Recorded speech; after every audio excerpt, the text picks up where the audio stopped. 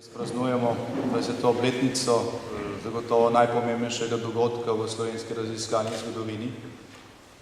In v teh zadnjih 20 letih sem jaz doživel približno 5 do 10 obiskov na leto kakšnih tujih študentov in raziskovalcev iz tujih univerz, inštitutov in podobnih ustanov. Iz Slovenije pa je bilo teh obiskov morda polovico manj. Tako da se mi zdi, da je ta najpomembnejši čas v slovenski raziskovalni zgodovini včasih precej bolj zanimiv za tiste, ki nismo Slovenci in najdejo morda kakšne večje navdihe kot pa mi, ki smo to doživljali. Glede na to, da je čas omejen in da smo verjetno že preko postavljene ure, bom skušal zelo na kratko odgovoriti na vprašanje, ki je postavljeno kot tema tega nastopa. Torej, zakaj Slovenci leta 1991 nismo zamudili svoje zgodovine.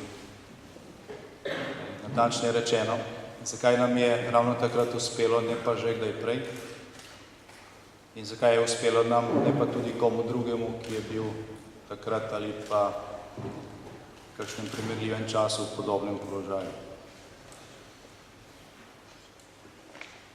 Zdaj, vi ste v vabilo za ta simpozij napisali, da nam je uspelo zato, ker so dozorele mednarodne okoliščine, ki so bile takrat za nas ugodne in ker smo tudi Slovenci takrat dozoreli, ostali dovolj enotni in sposobni narediti ta korak. Zdaj, to boje v določeni meri drži, so pa možne na to ugotovitev tudi pripombe.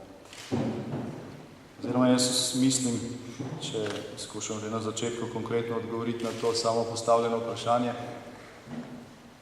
da je tukaj še en dejavnik, ki se ga zanemarja in spregleduje, včasih namerno, včasih nenamerno, imenuje pa se pogum. Tudi oba moja predhodna govornika tukaj na tem istem mestu sta to omenili. Natančno pred 20 leti smo v Kopru proslavljali ponovno osvoboditev Slovenije. To je bil dan, ko je zadnji okupatorski junak z rdečo zvezdo na kapi zapustil slovensko zemljo. In ta praznik ali pa to praznovanje se že 20 let zdaj napačno poimenuje. In tukaj je na začetku je bil citiran gospod Žnidarič, ki je dejal, da skoraj izgleda, kot da proslavljajo tisti, ki so odšli, s takšnim poimenovanjem ima prav. Ampak to je samo en detalj, ki govori o tem, kako smo mi včasih postavljeni v napačni zorni kot, ko gledamo na te dogodke pred 20 leti. Torej, zagovornico v Kopru na pomolu, iz katerega je nekaj ur prej odšel zadnji okupatorski junak, je pa Slovenija ponovno gospodarna svojemu ozemlju, suverena in s tem izpolnila nek ključen pogoj za mednarodno priznanje. Sem jaz takrat dejal, da lahko proslavljamo zato, ker smo imeli dovolj znanja, volje in poguma, da smo naredili tisto, kar je bilo potrebno. In tako jaz mislim še danes. Ampak če gremo zdaj najprej na mednarodne okoliščine in na dozorelost, je treba prvič priznati, da mednarodne okoliščine so bile takrat za Slovenijo ugodne, predvsem zaradi perestrojke, zaradi teh premikov med blokoma, zaradi razpadanja velikega socialističnega imperija, mislim, takrat še v manjšem. In da je to v veliki meri seveda mehčalo tako strahove pred tem, kaj bi se zgodilo, če bi se v Jugoslaviji kakšna republika odcepila, in tudi strahove pred tem, kakšne zaveznike bi lahko takratna jugoslovanska vojska dobila v mednarodnem okolju, če bi to skušala preprečiti silo. Vendar pa kljub temu splošnemu mehkejšemu ozračju, kakšne konkretne pripravljenosti, da bi v mednarodni skupnosti takrat Sloveniji kdo pomagal, ni bilo. 2 tedna nazaj je bil v Sloveniji na obisku Ruth Lubers, bil minister oziroma predsednik vlade Nizozemske leta 1991 in že prej in tudi kasneje, pomemben dejavnik v Evropski uniji. V prijateljskem pogovoru po 20 letih Svobojela spomine mi je dejal, da mi je priznal, da Evropska unija takrat pravzaprav ni vedela, kaj bi Slovenija. Spomnim se nekega obiska, mislim, da je bil v sklopu tega obiska tudi obisk gospoda Peterleta, ki je takrat predsednik Demosove vlade, ravno pri njem, pa v belgijski vladi. Potovali smo skupaj, tudi gospod Rupel kot zunanji minister, takrat je bil zraven. Gospod Peterle je šel na vladne obiske, ker pa ga niso uradno sprejemali. So povedali preko teh vezi, ki so takrat obstajale med slovenskimi krščanskimi demokrati in vladami ali pa politiki, ki so bili pač v isti povezavi v Evropi, bila odprta nekatera vrata, ki so bila zelo pomembna in ki jih sicer ne bi bilo. V sklopu tega istega obiska sva midva z dr. Ruplom obiskala pomočnika za politične zadeve Zveze NATO, tudi na njegovem domu, uradni obisk, naj sicer prijazno sprejel, pa povedal, da pač NATO se nikamor ne mudi, NATO je zmagovalec hladne vojne, vojno so dobili brez enega samega strela, zdaj je veliko časa za to, da se še nekatere zadeve uredijo. Skratka, do nas je bila izražena neka nevtralnost. Po tistem sestanku smo vedeli, da kakšne pomoči, ki so je nekateri pričakovali, v Sloveniji enostavno ne bo. Vsi, ki smo takrat ali pa ste takrat spremljali dogajanja v Sloveniji in Jugoslaviji, se spomnite obiska ameriškega zunanjega ministra Jamesa Bakerja v Beogradu. Nekaj dni prej so mi razglasili samostojnost, mislim, da je to 21. junija 1991, ki je dejal jasno in glasno, ne samo našim predstavnikom, ampak tudi v kamere, da Združene države ne bodo nikoli priznale Slovenije oziroma republike, ki bi se, če bi se odcepila. Mi smo prestregli drugi dan vojne. Neko depešo, ki je bila poslana iz hotela Slon v Beograd, poslal pa je ameriški vojaški ataše, in v katerem je napisal, da je situacija v Sloveniji popolnoma drugačna po drugem dnevu spopadov, kot so oni predvidevali, in da priporočajo, da Združene države spremenijo politiko do tega vprašanja. Torej, do pogajanja na Brionih, mislim, da je bilo to 7. julija 1991, Slovenija ni bila jemana kot mednarodni dejavnik. In šele to, kar smo mi naredili v tistih 7 oziroma 10 dneh, nas je postavilo približno v ta položaj.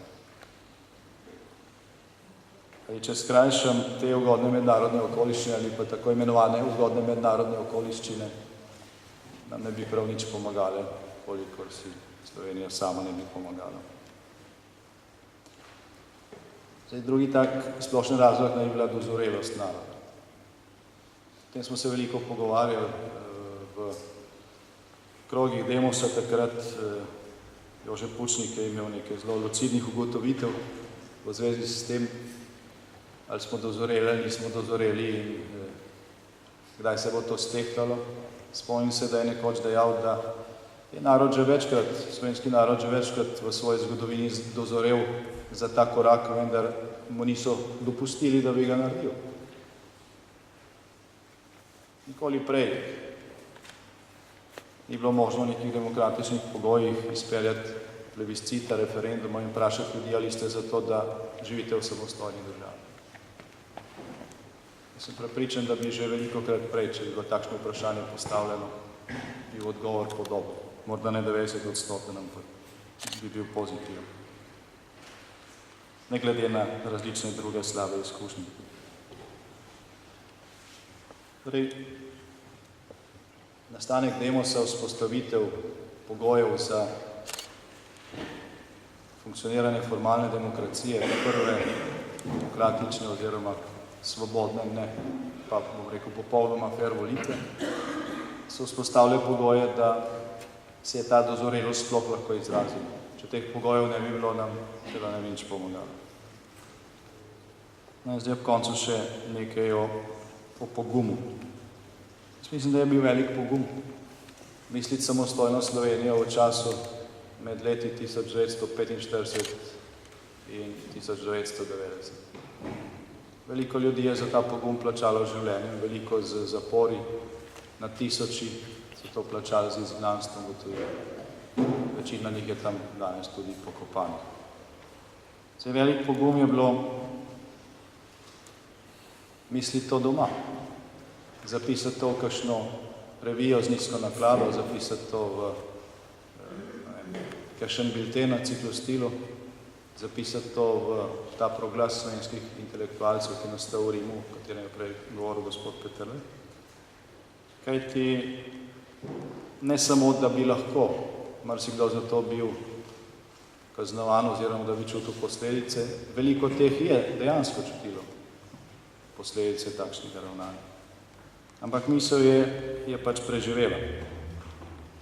Ta misel je preživela v Dragi, ker so naši zamejski rojaki vsako leto septembra, v začetku septembra organizirali razmišljanja, srečanja slovenskih intelektualcev iz zamejstva, iz domovine in iz emigracije po svetu. Tam so se oblikovale številne ideje, ki so jih slišali mladi in stvar je šla iz roda v rod. Tega je bilo veliko med rojaki v tujini, neposredno v preganjanju manj izpostavljeni, bili pa izpostavljeni, če so prišli domov. Mi smo v času našega mandata odkrili v kleti vlade na stotine potnih listov, ki so bili odzeti v času prejšnjega režima in potem odvrženi v nek kot.